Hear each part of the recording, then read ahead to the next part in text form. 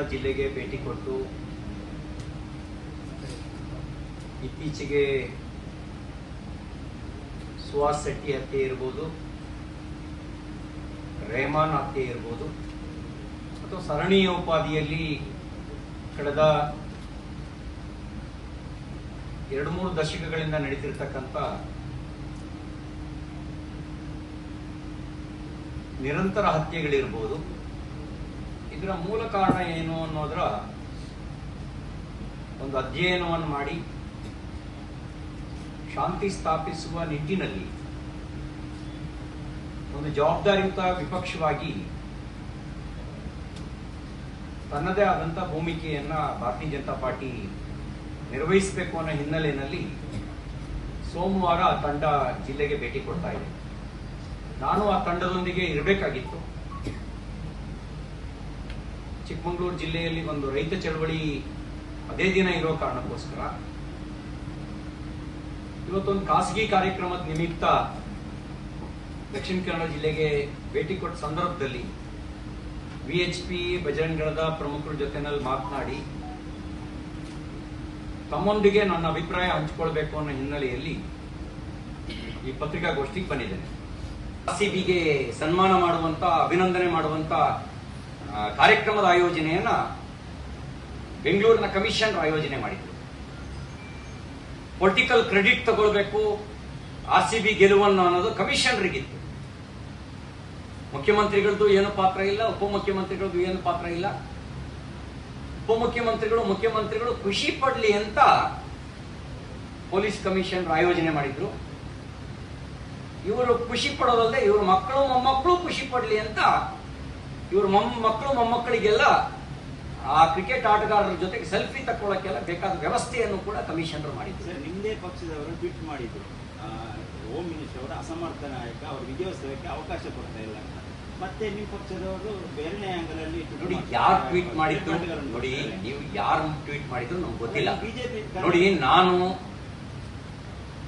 3ನೇ ತಾರೀಕು ಕ್ರಿಕೆಟ್ ನಡೆದಿದ್ದಲ್ವಾ, 3ನೇ ತಾರೀಕು ನಾನು 2ನೇ ತಾರೀಕು ಮೈಸೂರಿನಲ್ಲಿದ್ದೆ. ಪತ್ರಕರ್ತರು ಒಂದು ಪ್ರಶ್ನೆ ಕೇಳಿದ್ರು.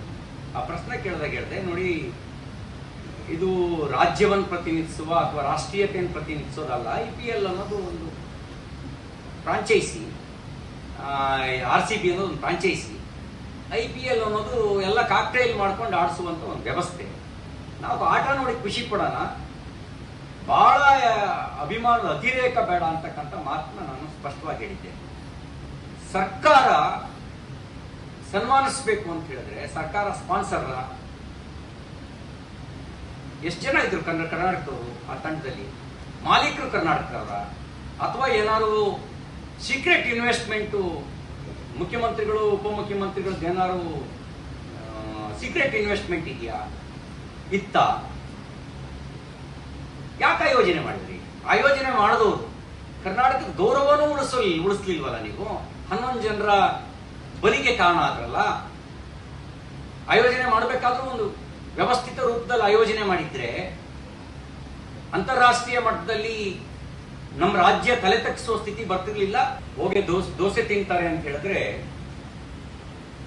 ಬಹುಶಃ ಅದು ಸತ್ಯ ಆಗಿದ್ರೆ,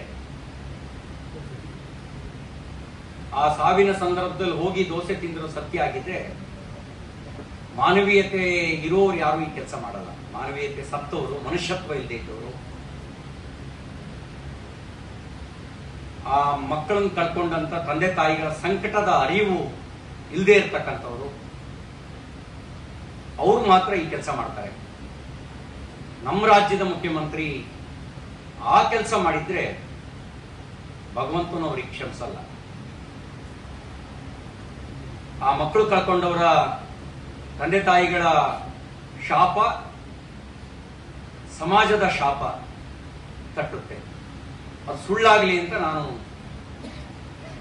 ಪ್ರಾರ್ಥಿಸ್ತೀನಿ. ಅದು ಸತ್ಯ ಆಗಿದ್ರೆ ಒಂದು ಕ್ಷಣನೂ ಅವರು ಅಧಿಕಾರದಲ್ಲಿ ಇರೋಕೆ ಯೋಗ್ಯರಲ್ಲ. ಯೋಗ್ಯತೆ ಇಲ್ಲದೆ ಇದ್ದವರು ಅಧಿಕಾರದಲ್ಲಿ ಇರ್ತಾರೆ ಆ ತರ ಸತ್ಯ ಆಗಿದ್ರೆ.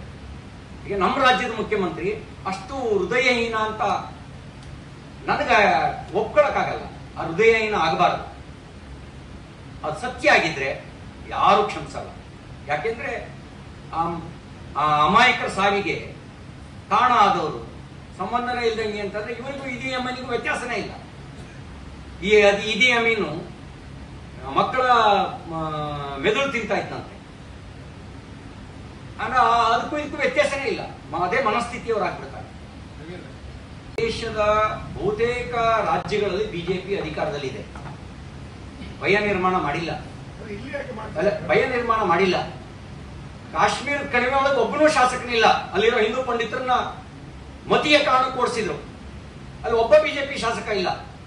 ಯಾವ ಬಿಜೆಪಿ ಶಾಸಕ ಇದ್ದಾನೆ? ಯಾರಿದ್ದಾನೆ ಬಿಜೆಪಿ ಶಾಸಕ ಅಲ್ಲಿ?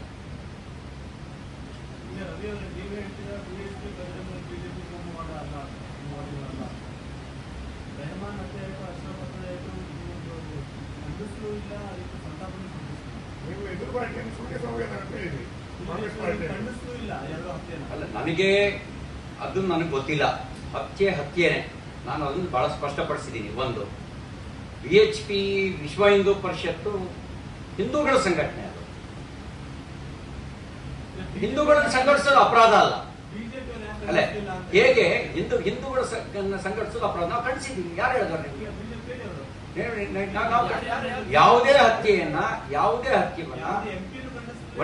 ಯಾವುದೇ ಹತ್ಯವನ್ನ ನಾಗರಿಕ ಸಮಾಜ ಒಪ್ಪಲ್ಲ. ಹತ್ಯೆಯ ಮೂಲ ಏನು ಅನ್ನೋದು ಪತ್ತೆ ಹಚ್ಚಿ ಅಂತ ನಾನು ಆಗ್ರಹ ನಿಮ್ಮ ಮೂಲಕನೇ ಹೇಳಿದ್ದೀನಲ್ಲ. ಯಾವುದೇ ಹತ್ಯೆಯನ್ನ ನಾಗರಿಕ ಸಮಾಜ ಒಪ್ಪೋದಿಲ್ಲ.